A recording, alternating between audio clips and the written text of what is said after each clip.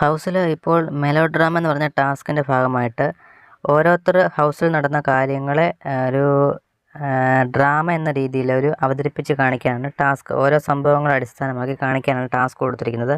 ആ ടാസ്കിൽ നമ്മുടെ നോറയാണെന്നുണ്ടെങ്കിൽ ജാൻമോണിയെ കാണിക്കാൻ വേണ്ടി എന്തോ ഇരുന്നതാണ്. അപ്പം നീ പഴയ റിവഞ്ച് വെച്ച് സംസാരിക്കരുത് അതായതെന്നൊക്കെ പറഞ്ഞിട്ട് നമ്മുടെ അഭിഷേക് ശ്രീകുമാറും നോറയും തമ്മിൽ സായി ഉണ്ട് ഇതിനിടയ്ക്ക്. സായും കൂടി ചേർന്നിട്ട് ഓരോ സംസാരിക്കുകയാണ്. സംസാരത്തിൽ ലാസ്റ്റ് അഭിഷേക് ശ്രീകുമാർ നോറയ്ക്കെതിരെ വന്നിട്ട് ഒരു ഫൈറ്റ് എന്ന രീതിയിലേക്കൊക്കെ വരികയും നിങ്ങൾക്ക് ഈ വിഷ്വലിനകത്ത് കാണാൻ സാധിക്കും.